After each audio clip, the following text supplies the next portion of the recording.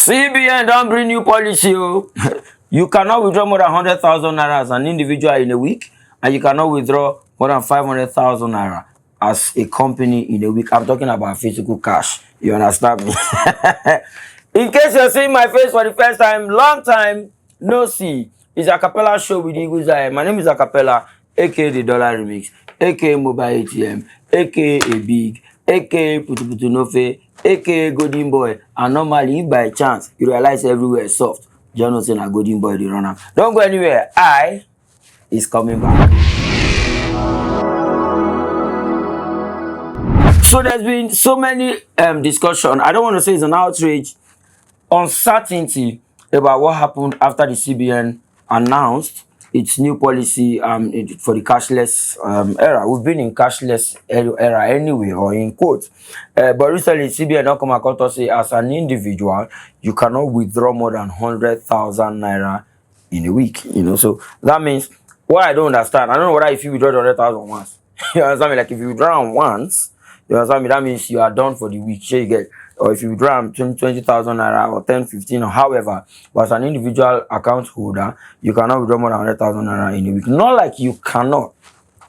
But the issue be say anything above 100,000 naira in a week, you get charged 5% tax on the other withdrawal. So it's at the come. I just want more established what they go on.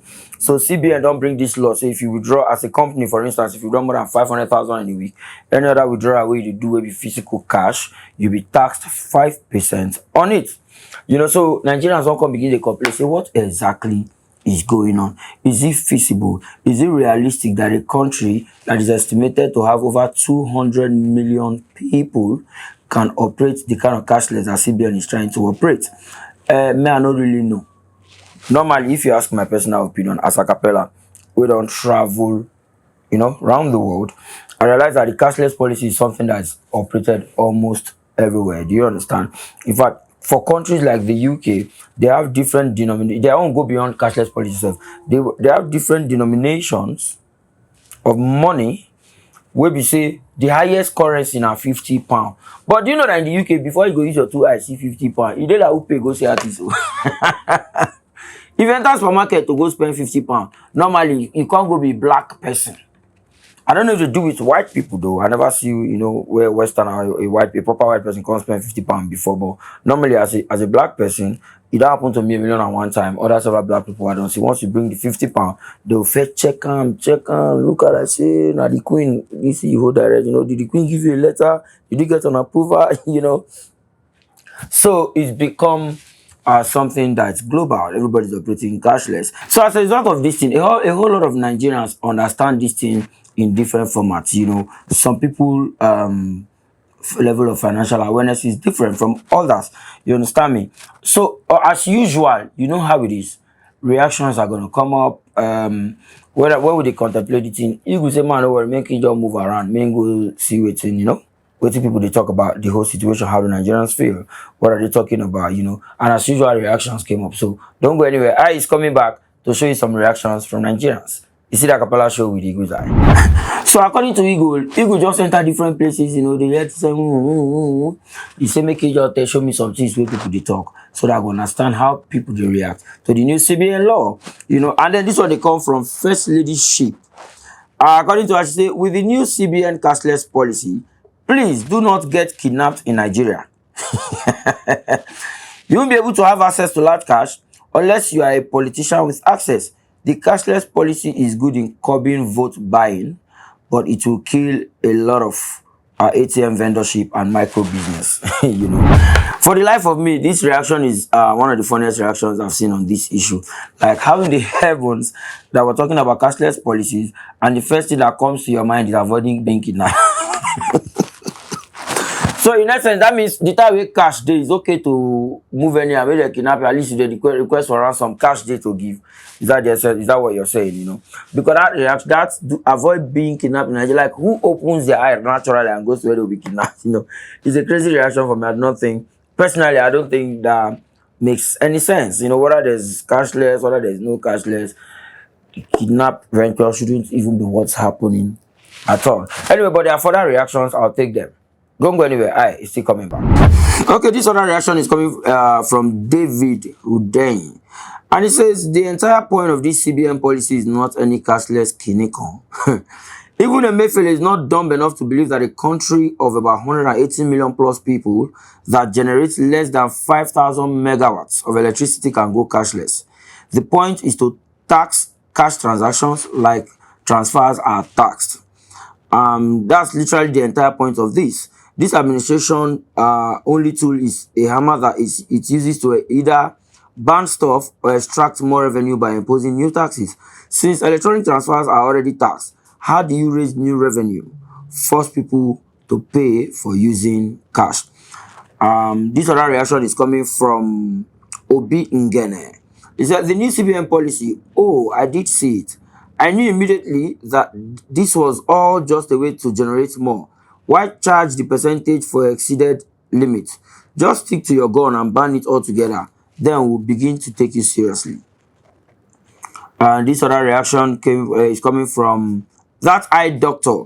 He said, I had mixed feelings when I saw this news because good policy cannot come out of APC. It's just another way of making the populace dry. Okay, I'll just take this last one from Eagle's Eye. The new policy would make people, especially SMEs, so when they say SMEs, small and medium enterprises, small and medium scale businesses, it will make them go back to local way of saving, which is making use of iron safe in their homes.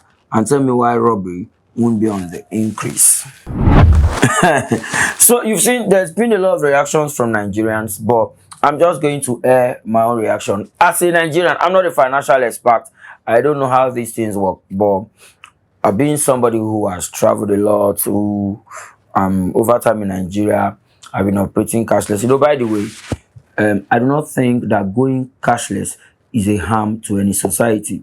I think it's one of the easiest ways to curb excess money flow. You know, by the way, first of all, people will say, I laugh at those who say this is to curb people who have access to physical cash. In fact, I saw a comment somewhere where one guy said those who access huge amounts of cash don't even go to the bank to queue, that they bring it to them. Yeah, that's the truth. But one of the things that will happen is when this thing is curbed, usually if 1 million people go to bank to withdraw cash, it might be harder to investigate 1 million people.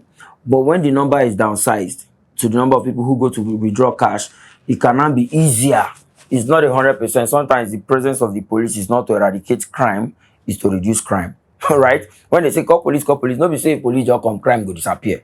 No. Even in the Western world where they have systems in place, people still they breathe traffic lights. Some people go just make up their mind, so I go pay the fine. People still park illegally. The presence of those penalties or those machineries in place is not to totally eradicate it, not just to curb them, you know. But however, is CBN truly going cashless or CBN just want to raise money? I think I agree with some of the comment that says if you truly want to go cashless, go cashless.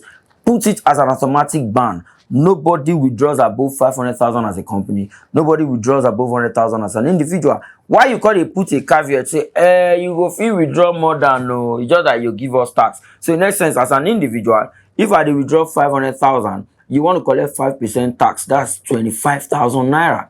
Baba na broke, you broke. Nothing you want tell me. You broke. I fear you broke. Which one be? And they talk to you, they say, Emefiele, you broke. You broke, Baba. They find one or two. They follow the play. Banam. If we are going cashless, let's go cashless. Which one be say, Akapi, if you withdraw 100 or that 100 na free. Na promo.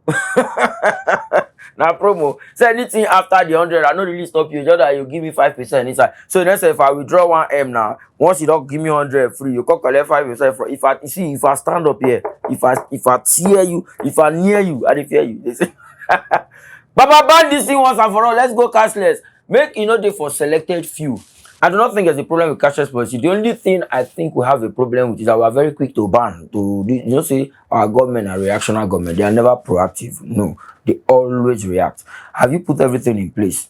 Bank apps are frustrating people. I don't want to call one bank app will frustrate me for almost 4 days. I couldn't make a simple transfer. By the time they go cashless, all these things need to have been put in place.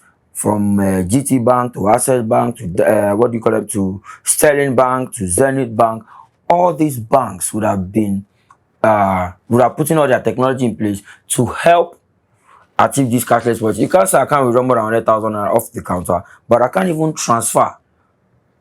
However, they charge me already for transfer, but I can't even transfer because the network is not working. How does it take an entire bank 4 whole days for its app to come back? They keep sending email. We are sorry for yourself, yeah. Sorry for yourself. Anyways, Acapella show with the good guy. I've been away for a while. You can just go take my refresh because you know why? He will go do masters. Don't forget to follow my social media handles as they display. Like I said, it's 2022. We're about to round up. Don't let nobody deceive you. You, it's only you that can utilize you. Ajay Akapi, you dey motivate.